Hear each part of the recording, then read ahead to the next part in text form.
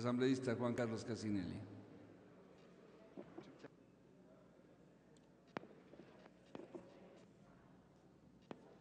Gracias, señor presidente. En primer lugar, felicitar el informe presentado por el compañero Fernando Bustamante, presidente de la comisión correspondiente, en relación con este tema que guarda una vital importancia en aquello que tiene que ver con el respeto de esos principios constitucionales que fueron votados mayoritariamente por el pueblo ecuatoriano y plasmados a través de la Constitución de Montecristi. Por otro lado, felicitar la intervención de los compañeros de las distintas bancadas que han expresado de una u otra forma sus objeciones o su apoyo a este proyecto de denuncia de tratado, que no está sino revestido en todo momento del debate del ánimo, supongo yo, de precautelar el principio constitucional aludido. Y en ese sentido,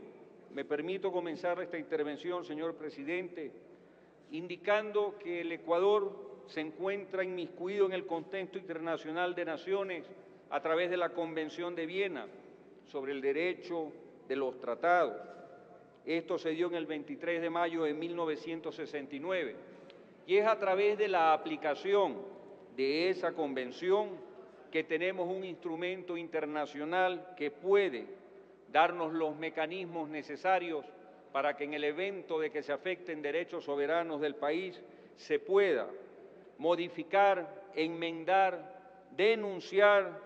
y terminar con que pudieran atentar distintos derechos, sobre todo aquellos constitucionales.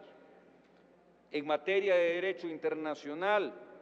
la figura jurídica de la denuncia de tratados es un mecanismo reconocido internacionalmente como soberano, que es el que permite de una manera unilateral, cuando se afectan derechos inherentes a un país, retirar el consentimiento. Retirar el consentimiento, figura válida jurídicamente en materia internacional, sobre un tratado, y de esta manera dar por terminada la relación que obligaba y vinculaba a los países, a las naciones, a través del mismo. En el caso que tratamos, nos referimos a un convenio firmado en el año de 1994, como muchos otros convenios que se han firmado entre la década de los 80 y de los 90, y en los que reconocimos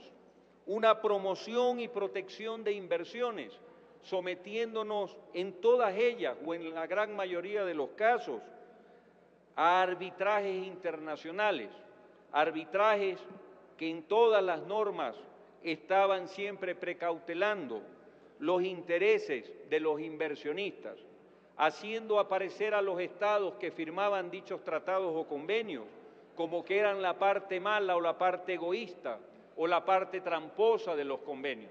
cuando es principio de estos convenios todo lo contrario, la transparencia y la voluntad de que las partes tengan un trato equitativo, no solamente en el desarrollo de esos contratos y acuerdos, sino además en el momento en que haya una discrepancia, en que exista un mecanismo de arbitraje, un mecanismo de resolución de conflictos que sea justo y equitativo para las partes.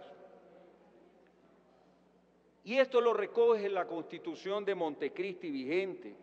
y esto da un giro de 180 grados en cuanto al procedimiento que se debe seguir, y se sigue para la ratificación de tratados e instrumentos internacionales. Como indicaba, se estiló siempre someterlo a tribunales de arbitrajes extranjeros o de aquellos que normalmente eran escogidos por una de las partes que no necesariamente fue, sobre todo en las décadas del 80 y del 90, del Estado ecuatoriano. Y es precisamente el poder constituyente que procura recuperar esa soberanía nacional para radicar en un territorio nacional o en una jurisdicción regional competente la resolución de los conflictos que se puedan dar en estas materias. Y es por eso que la Carta Política cita el artículo 442, que expresamente en defensa de esta soberanía prohíbe la celebración de tratados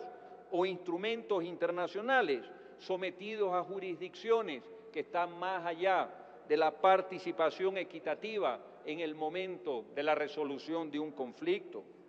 Esto, por decirlo menos, ha sido en los últimos años atentatorio a la soberanía nacional. Y de acuerdo a información proporcionada por la propia Cancillería, durante los años 80 y 90, como hacía referencia, nuestro país suscribió un sinnúmero de tratados internacionales, bilaterales, de inversión, sin medir los verdaderos impactos que se generarían,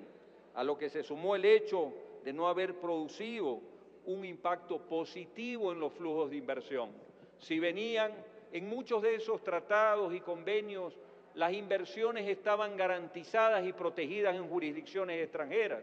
y si no venían, tenían abierto y tienen en muchos de los casos para venir en esas condiciones de inequidad jurídica y procesal a nuestro país. A inicios del 2008 el Estado ecuatoriano comenzó la denuncia sin desmerecer o aplicar un trato especial o desfavorable a un país en particular, sino haciendo relación directa a cada uno de los convenios o tratados en los cuales se estaría incumpliendo el mandato del artículo 422 de la Constitución vigente. Y es así, desde antes ya se sancionaron 9 convenios en situaciones similares, celebrados con Cuba, celebrados con El Salvador, con Guatemala, con Honduras, con Nicaragua, Paraguay, República Dominicana, Rumania y Uruguay. Y debo indicar que en países como en Chile, países como en Brasil, son muy pocos los acuerdos, según la información que también recibimos de Cancillería, donde ellos se someten a jurisdicciones internacionales, como sí lo ha hecho el Ecuador, insisto, por lo menos en 20 años anteriores. Es por eso, señor presidente, y para no agotar este debate con argumentos que ya han expresado algunos asambleístas que me antecedieron en el uso de la palabra, que el nuevo marco jurídico constitucional a la presente fecha, este tratado internacional cuya denuncia estamos debatiendo en este pleno, contiene disposiciones atentatorias a la Carta Política, particularmente, como se ha hecho énfasis, por el hecho de obligar a la cesión de una jurisdicción nacional a tribunales de arbitraje extranjeros, de ultramar en muchas ocasiones y donde tenemos poca o ninguna oportunidad en su momento de poder tener una resolución favorable, tal como se ha dado en los tribunales del CIADI o en algunos casos inclusive en lo que tiene que ver con la competencia de la Haya. En consecuencia, es por demás fundamentada la solicitud que ha sido enviada desde el Ejecutivo sobre la denuncia de este y otros convenios que traten sobre una similar materia. Esta decisión soberana puede traer o puede ser catalogada, de acuerdo a cómo sea manejada, como un mensaje negativo, en un sentido a esos sectores que han querido apoderarse y vulnerar la soberanía de nuestro tratamiento en estas materias. Pero sí me parece que al poderlos denunciar y estar acorde con los principios constitucionales, estamos más bien dando un mensaje positivo al mundo de que el Ecuador tiene una constitución, tiene una asamblea y tiene unas autoridades que van a hacer respetar su soberanía frente a cualquier tipo de interés transnacional que pueda en un momento dado intentar vulnerarla. Muchas gracias, señor presidente.